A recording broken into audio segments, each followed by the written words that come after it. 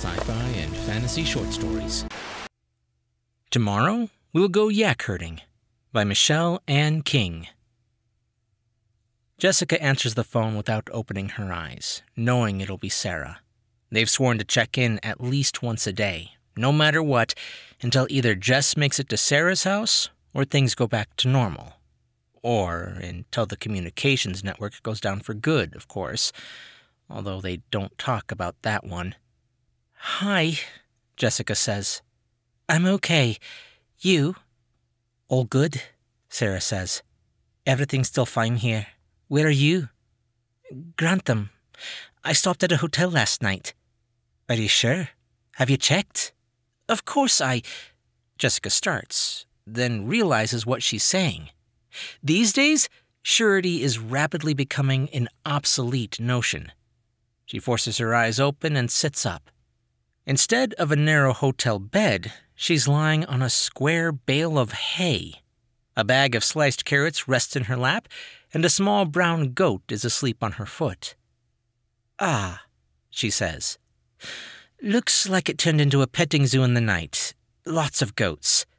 "Oh, I hate it when that happens," Sarah says. "Sleeping through a displacement, I mean, not the goats. I quite like goats." She pauses. "We could learn a lot from the animals, you know. They're not worrying and fretting and thinking up doomsday scenarios, are they? No, they're just getting on with it, because they know it's all going to be okay. They're more connected to nature than we are." Jessica holds out a carrot, which the goat nibbles with tranquil contentment. "I'm sure you're right," she says, although she can't help thinking it probably has less to do with being privy to the secrets of the universe and more to do with lack of short-term memory. "So this one didn't hit you then, last night?"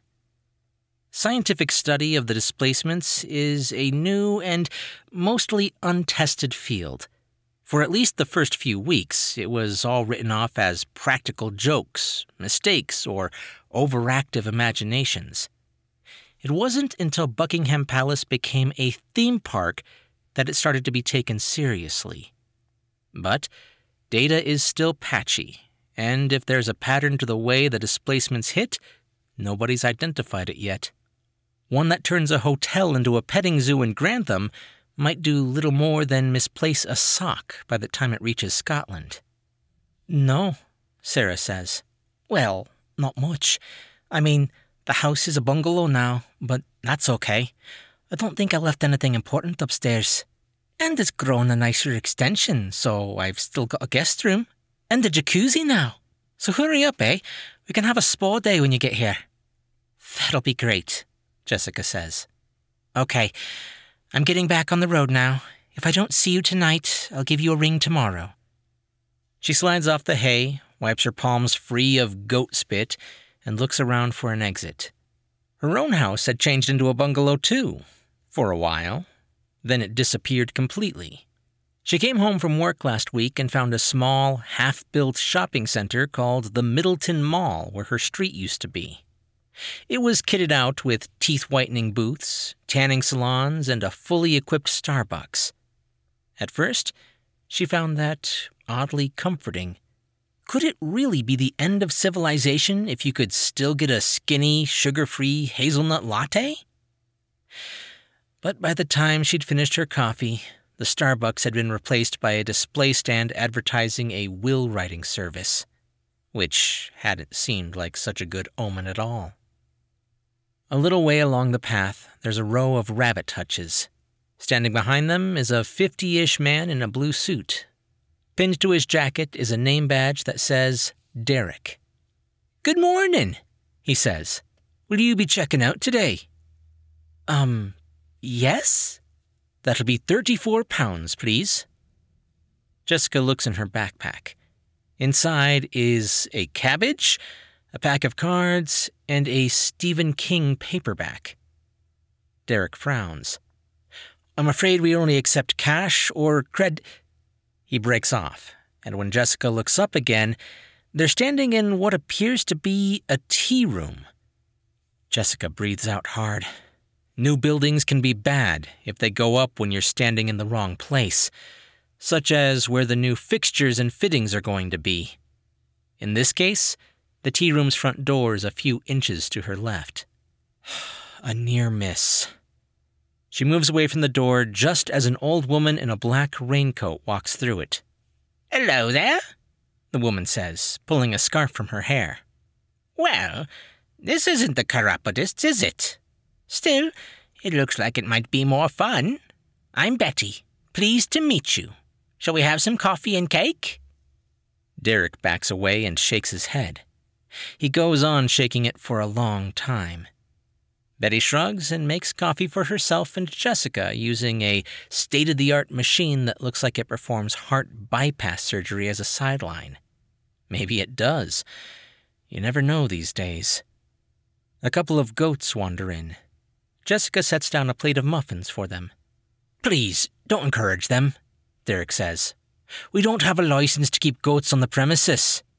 "Oh, I don't think they're worried about anything like that, dear," Betty says. "Who?" Jessica asks. "The goats." "No, dear, no. The aliens. They're carrying out some kind of experiment on us, or possibly making a reality show. They're probably up there right now watching us." She waves at the ceiling. "Hello there! I'm Betty. Vote for me, and thank you for the grandchildren. I always wanted some of those." Jessica glances up. So do the goats. Derek sits on the floor and puts his face in his hands. Betty looks at him sadly. "You're not going to win like that, are you, dear? Curling up in the corner and crying has been done to death. It's totally exhausted any entertainment value. They want to see people getting out there and making the most of it. Carpe what's it and all that. You need to start enjoying yourself." Derek stares at her. Then he curls up in the corner and cries harder. "You can't help some people, can you?" Betty says. She puts 2 mugs of coffee on a tray and takes it to one of the round tables. "Come and put your feet up, Jessica, dear. You look worn out." Thank you," Jess says. "But I'd better be off. I've got to get to Edinburgh." "Edinburgh?" Betty gives her a doubtful look. "Did you know the Grantham station turned into a roller disco? Great fun, but not very practical from a travel perspective. Mind you, not many things are lately. The A52 is nothing but molehills. At least, I think they're moles. Why don't you stay here? We could form an alliance. That usually wins some points." Jessica hesitates. The tea room is brightly lit and well heated. It looks very cozy, safe, and the overwhelming trays of muffins do look good. She glances at the door. Is there still a petting zoo outside? And if not, what's out there? The last time she saw a television broadcast, a man in a suit stood outside the Houses of Parliament and said, "Everything is under control. There is no cause for concern," while army trucks loaded up in the background. She hadn't been sure if she was watching a news report or a disaster film. Maybe Betty's right about not traveling. Who knows? Maybe she's even right about the aliens. It's as good a theory as any other Jessica's heard. There was a website keeping track for a while. Terrorists was the favorite, followed by military experiment gone wrong and time travel accident. But the last time she was able to get online, the site was gone. Maybe someone went back in time and assassinated its creator. She takes out her phone. It's a long while before the call goes through, but eventually Sarah picks up. "Hi, you okay? Everything's still good here?" Her voice is bright but brittle. "Well, aside from a little hitch at work this morning, apparently we sell pet lingerie now." She gives a high, hitching laugh that goes on too long. "Of course, none of us know the first thing about pet lingerie. We don't even know if it's legal, to be honest. So the shop's going to be shut while they look into it. That's good, though, because that'll give me a chance to get your room decorated. I reckon I'll have it done all by tomorrow." Her voice fades in and out. Jess, you'll be here then, won't you? Won't you? Jessica turns back to Betty, covers the phone with her hand, and says goodbye. I'm on my way, she tells Sarah, and opens the tea room door. I'll be there soon. She doesn't bother checking out the station. She can hear Donna Summers blaring out from half a mile away. And while there are a lot of cars abandoned by the side of the road, the idea of driving makes her nervous. What if the car decides to be somewhere else while she's doing 70 miles an hour? She decides she'd rather not find out and starts walking. After half an hour, she comes across a small, half-built shopping mall with teeth-whitening booths, tanning salons, and a Starbucks. They've all been comprehensively looted, but it still triggers a pang of nostalgia. She decides to camp for the night and goes to sleep behind the barista's station with one of the remaining bags of coffee beans as a pillow. When the phone wakes her up the next morning, the ringtone has changed to a very loud and tiny version of "Always look on the bright side of life." Funny, she says as she fumbles for it. Who knew the Displacements had a sense of humor?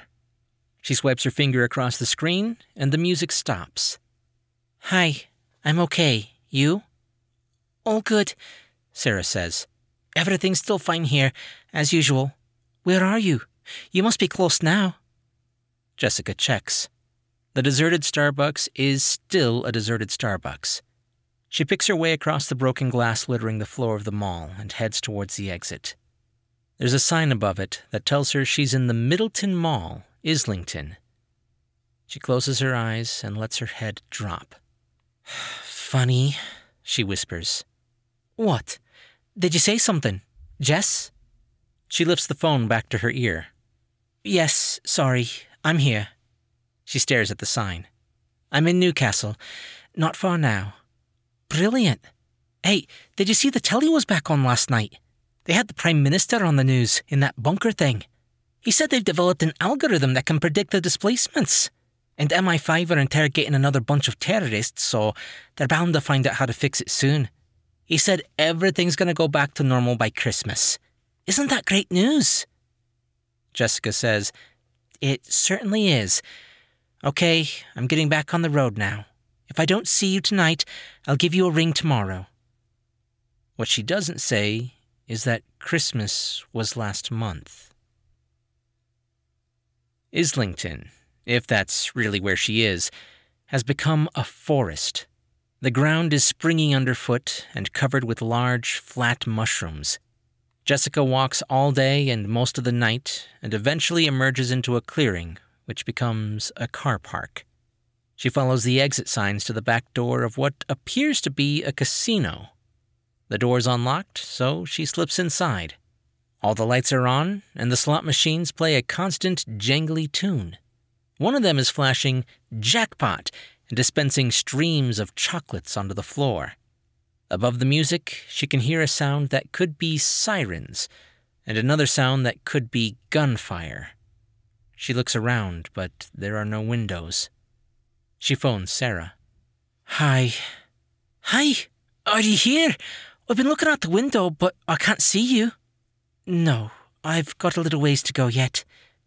Oh, okay. Well, watch out. There's a big one coming. I can feel it in my chakras. Jessica tries one of the chocolates, but it tastes stale. She goes to the curved bar behind the slot machines instead. Her watch tells her that it's 9:30 in the morning, but what does it know? What does anybody know? She raises a glass under the vodka optic and holds it there for a long time. I lost the rear extension, Sarah says. But the backyard's turned into an orchard, so that makes up for it. When you get here, we should learn how to make cider. That'll be fun, Jessica says. The popping sound that might or might not be gunfire gets louder. Although, of course, it might all be different by then, Sarah goes on. It could be underwater and we'll have to learn how to surf. Or it'll be the Grand Prix circuit and we'll be driving race cars. Or a Siberian tundra and we'll be herding yaks. Jessica swallows half her drink and winces at the burn. Do they have yaks in Siberia? I thought that was Mongolia. Good point. I'm not sure. The wailing sirens make one last tortured shriek, then go silent. It doesn't matter, Jessica says, because you're right. We'll learn how to make cider or surf or whatever else it is we need to do. And if we get yaks, Siberian or otherwise, we'll herd them. The slot machines start toppling over like dominoes. Somewhere, it sounds like large sheets of glass are breaking. What's that noise? Sarah says. Jess, what's going on? It's nothing, Jessica says. Probably the telly. Outside, something explodes. The casino lights go out, and there's a strong, pungent smell of smoke. Are you still there? Sarah says. She sounds impossibly far away. I can't hear you.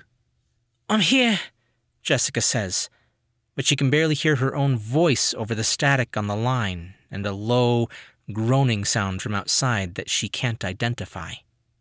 What noise do yaks make? She asks, but if there's a reply, she can't make it out. Sarah, are you there, Sarah? She shakes the phone, but the connection's gone dead. There's no sound at all now, not even white noise. She downs the rest of her vodka, and the empty glass slips from her hand. It shatters on the floor. Jessica steps over it. Okay, I'm getting back on the road now, she tells the dead phone in her firmest voice. And if I don't see you tonight, I'll give you a ring tomorrow.